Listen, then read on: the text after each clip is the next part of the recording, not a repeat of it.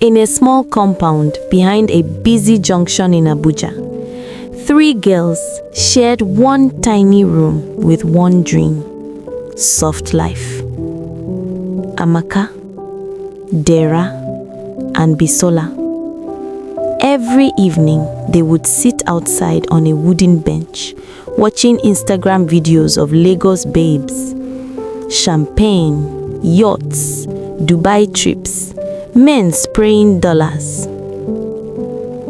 "I no fit suffer like this forever," Bisola would say, adjusting her faded wig. Amaka would sigh.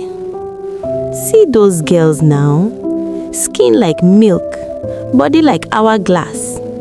Big men just they rush them." Dera would add quietly, "Nobody even looks at us twice." But there was someone everybody looked at: their neighbor. Her name was Zara. Zara didn't work any serious job, yet every weekend a different SUV would park outside. Benz, Range Rover, sometimes even convoy. Her skin glowed like polished marble, not just fine, unnatural fine. Her curves were hypnotic. Even women stared. One night, Amaka whispered, "This one no be ordinary cream."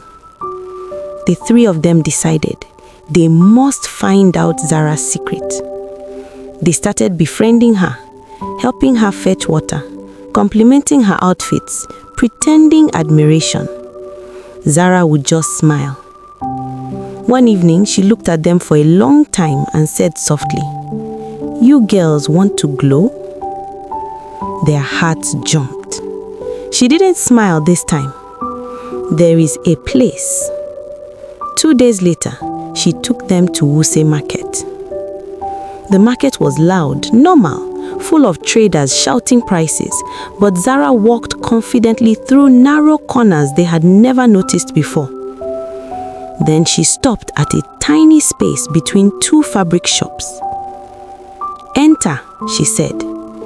The place looked like a dead end, but when they stepped in, the noise of the market faded. Inside was a small dark room lit by one lantern, and there she was, an old woman.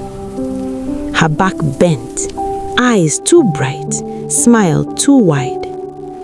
"You want beauty?" the woman asked. The girls nodded eagerly. The woman brought out 3 tiny capsules wrapped in red cloth.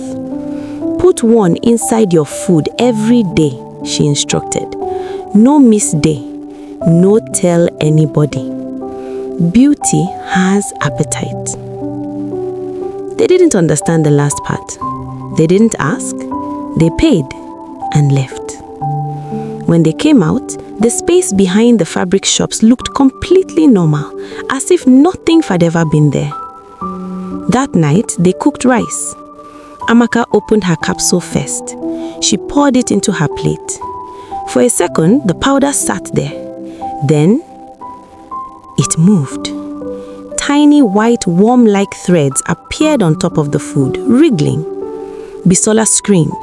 Dera stepped back, but within seconds, the worms melted back into the rice, gone. They stared at each other. "It's our imagination," Amaka said quickly. They laughed nervously, and they ate. Day 2, nothing happened. Day 3, everything happened. Their skin began to glow. Not normal glow. Their faces became smooth like filtered pictures, their hips fuller, their waists smaller, their eyes brighter. Men began turning their heads on the street. Neighbors whispered, "Have you seen those girls? What are they using? Sudden transformation." Within 2 weeks, big men started noticing them. Real big men, politicians, contractors, oil businessmen. They moved from small buka joints to rooftop lounges, from keke to tinted SUVs. Money flowed, phones upgraded, wigs changed. Life became sweet. Then came Chief Okafo. a wealthy businessman, married, very married. But he didn't hide the girls. He took them to one of the most expensive restaurants in the city. Champagne on the table, gold cutlery, loud laughter. Unfortunately for them, Chief's wife was there. Madam Ifunanya Okafo, an Igbo woman, slightly overweight, expensive but tight-fitting gown hugging her body, gold jewelry shining, face calm, but her eyes, fire. She quietly called her secretary. "Go and check those girls sitting with my husband. Madam, disguise yourself as a waiter." The secretary did as instructed. Within minutes, she returned. "Madam, they are his side chicks." Madam Ifunanya did not shout. She did not cause a scene. She simply stood up and left. That same night, she drove to see a powerful herbalist outside town. The herbalist listened carefully. He nodded slowly. Within 2 days, they will beg to leave this world. Madam Ifunanya smiled calmly. Good. On the third day after the restaurant incident, Amaka woke up scratching her scalp. Her hair was coming out in handfuls. Her glowing skin started drying like cracked ground. She screamed. They rushed her to the hospital. Doctors ran tests. The doctor came out looking pale. We found worms inside her system. The girls froze. What kind of worms? Many. We cannot explain it. It's too much. Amaka began screaming in pain. By midnight, she was gone. Dera and Bisola were shaking with fear. They ran back to Wuse Market. They searched everywhere. The fabric shops were there, but the narrow entrance, gone. They asked traders, "No old woman here, no secret shop. You girls okay?" It was as if nothing had ever been there. That next day, Dera started vomiting.